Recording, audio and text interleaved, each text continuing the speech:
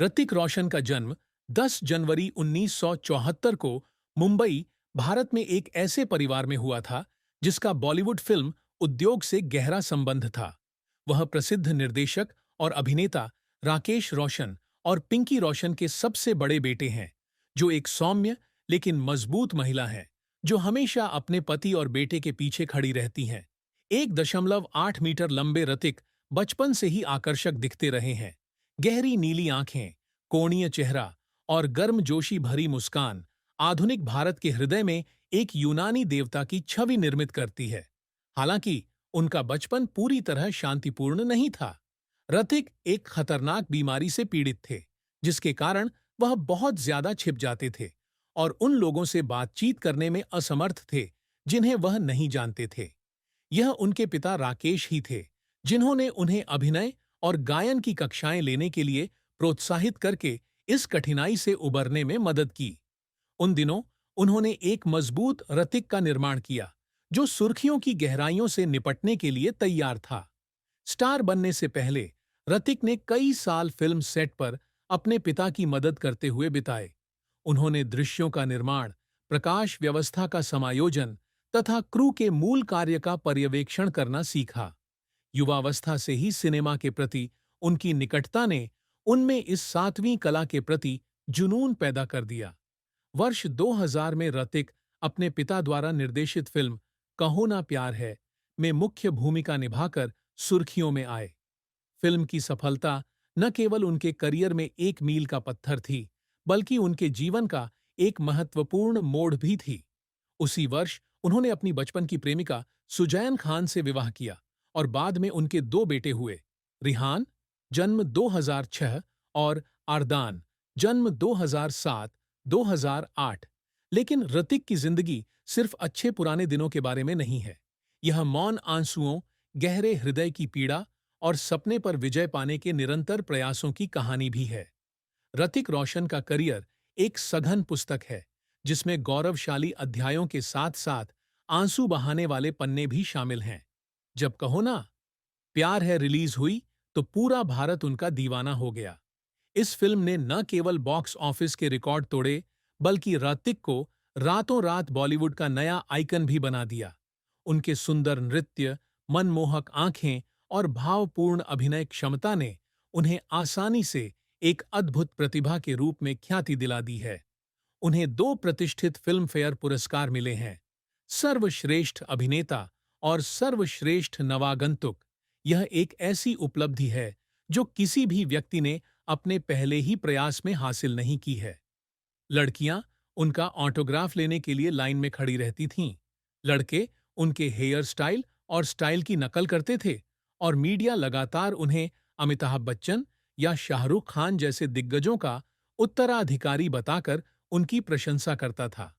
हालांकि प्रारंभिक गौरव को लगातार असफलताओं ने चुनौती दी। भारी सफलता के बाद आतिक ने आप मुझे अच्छे लगने लगे, न तुम जानो, न हम और मुझसे दोस्ती करोगे जैसी कई फिल्मों में अभिनय किया। स्विंग, लेकिन ये सभी बॉक्स ऑफिस पर बुरी तरह फ्लॉप रहीं। जनता को उनकी प्रतिभा पर संदेह होने लगा और आलोचकों ने सवाल उठाया कि क्या वह वास्तव में अपना स्टार का दर्जा बरकरार रख पाएंगे। यह दबाव ऋतिक के कंधों पर चट्टान की तरह भारी पड़ रहा था। उन्होंने एक बार एक साक्षात्कार में बताया था कि कई रातें ऐसी भी होती थीं जब वे अपने कमरे में अकेले बैठे रहते थे और फ्रेम को देखते हुए सोचते रहते थे कि कहीं वे गलत रास्ते पर तो नहीं जा रहे हैं।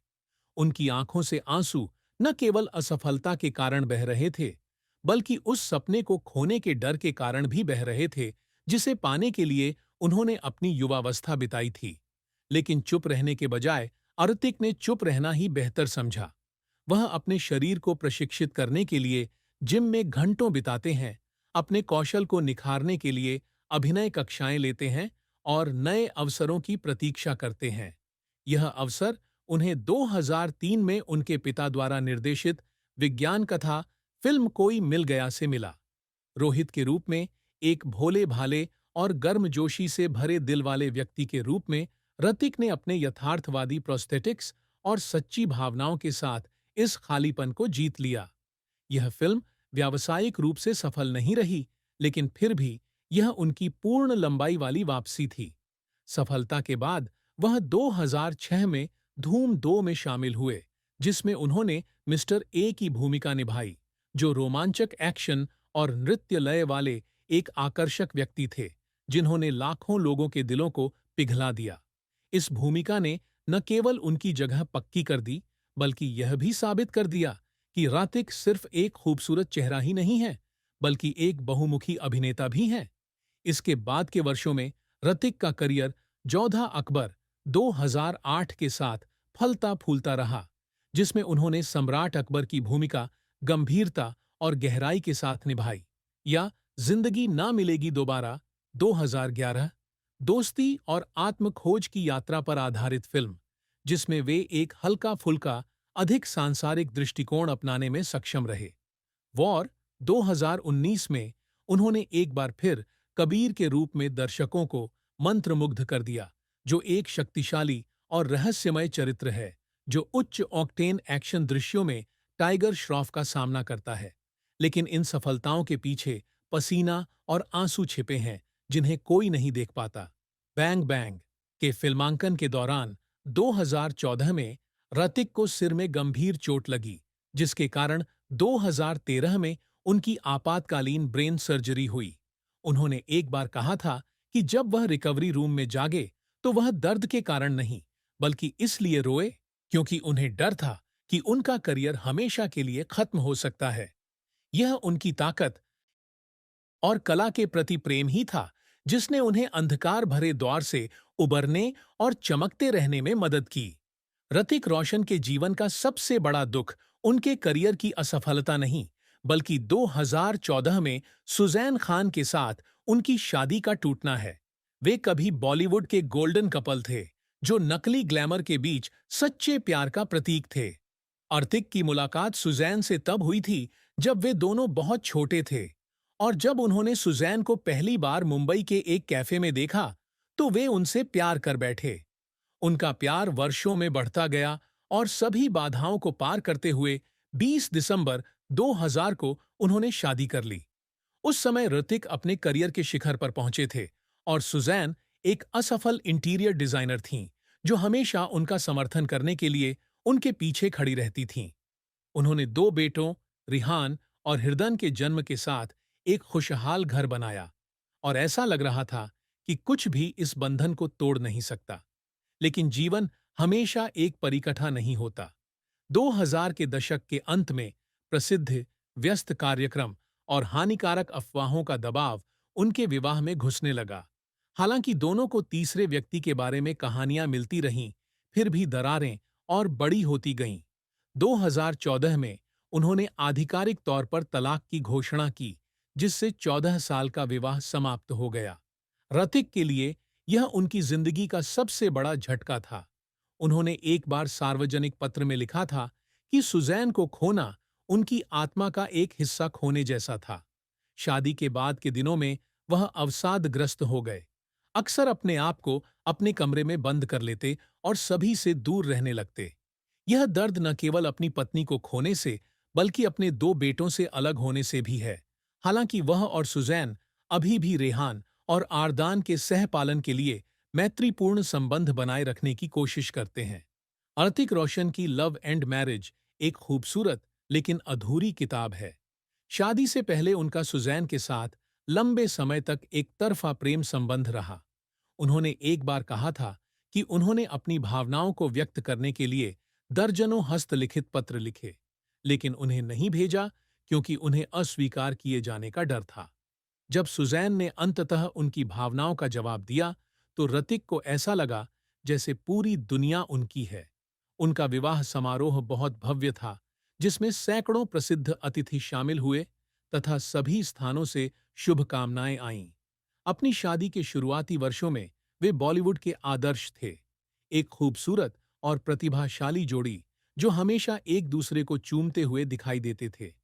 रिहान और हिरदन के जन्म से उनका जीवन और भी पूर्ण हो गया। ऋतिक ने कहा कि उन्हें अपने बच्चों के साथ खेलना सबसे ज्यादा पसंद है, चाहे वह उन्हें पार्क में ले जाना हो या उन्हें डांस सिखाना हो। लेकिन जब शादी में खटास आने लगी तो वह अपने आंसू नहीं रोक सका। तलाक के बाद ऋतिक नए प्यार की तलाश में नहीं है। हाल के वर्षों में ऐसी अफवाहें थीं कि वे अभिनेत्री सबा आजाद के साथ डेटिंग कर रहे हैं। इसके बावजूद उन्होंने अपने निजी जीवन को निजी रखा है और पिता बनने पर ध्यान केंद्रित किया है। उन्होंने एक बार एक साक्षात्कार में कहा था कि उनके दिल पर अभी भी टूटी शादी के निशान हैं और उन्हें यकीन नहीं है कि क्या वह किसी से उतनी गहराई से प्यार कर पाएंगे जितना वह सुजैन से करते थे। ऋतिक रोशन की कुल संपत्ति फिल्म उद्योग में उनकी अपार सफलता का प्रमाण है। 2025 तक उनकी कुल संपत्ति लगभग $370 मिलियन होने का अनुमान है, जो उन्हें भारत के सबसे अमीर लोगों में से एक बनाती है। उनके पास जुहू, मुंबई में एक शानदार विला है, जिसमें समुद्र का दृश्य दिखाई देता है और जिसका आंतरिक भाग सुजैन ने स्वयं डिजाइन किया था जब वे जीवित थे। लाखों डॉलर की कीमत वाला यह घर न केवल रहने की जगह है, बल्कि उनकी मीठी कड़वी यादों को संजोए रखने की जगह भी है। इसके अतिरिक्त ऋतिक के पास हल्के लाल रंग की कारों का एक संग्रह भी है, जिसमें Rolls Royce ghost, Mercedes Benz S class और पोर्श केमैन शामिल हैं, जो उनकी भव्य लेकिन परिष्कृत जीवन शैली को दर्शाते हैं। प्रकाशन तक ही सीमित न रहते हुए आर्थिक अभी भी एक कॉरपोरेट वित्त अधिकारी हैं। उन्होंने 2013 में फैशन ब्रांड एचआरएक्स की स्थापना की, जो स्पोर्ट्सवियर और लाइफस्टाइल एक्सेसरीज में विशेषज्ञता रखता है। एचआरएक्स न केवल व्यावसायिक रूप से सफल रही, बल्कि इसमें उनकी स्वस्थ छवि भी प्रतिबिंबित हुई, स्वस्थ, आत्मविश्वासी और निरंतर आगे बढ़ते हुए। प्रति फिल्म 5 से 7 मिलियन अमरीकी डॉलर के वेतन के साथ ऋतिक बॉलीवुड में सबसे अधिक भुगतान पाने वाले अभिनेताओं में से एक हैं। इतनी संपत्ति होने के बावजूद वह अपना हिसाब किताब नहीं रखते और नियमित रूप से अच्छे कार्यों में योगदान देते हैं, जिसमें गरीब बच्चों की सहायता से लेकर चिकित्सा परियोजनाओं के लिए धन जुटाना शामिल है। उन्होंने एक बार कहा था कि पैसा सब कुछ नहीं है, लेकिन इसमें उन लोगों की मदद करने की क्षमता है जिन्हें इसकी सबसे अधिक जरूरत है। ऋतिक रोशन का परिवार हमेशा से ही उनके कठिन समय में उनका सबसे बड़ा सहारा रहा है, खासकर सुजैन से शादी के बाद। उनके पिता राकेश रोशन ने एक बार एक साक्षात्कार में कहा था कि अपने बेटे की गिरावट देखकर उन्हें बहुत दुख हुआ। उन्होंने गंभीर स्वर में कहा, ऋतिक एक मजबूत व्यक्ति हैं, लेकिन वे उन सभी लोगों से ज्यादा संवेदनशील हैं जिन्हें मैंने कभी देखा है। जब तलाक हुआ तो मुझे पता है कि वे खूब रोए थे, हालांकि उन्होंने हमें कभी यह नहीं दिखाया।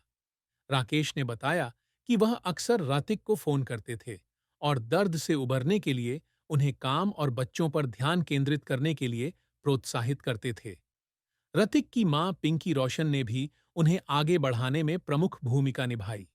उन्होंने बताया कि ऐसे भी दिन थे जब वह घंटों तक उनके साथ चुपचाप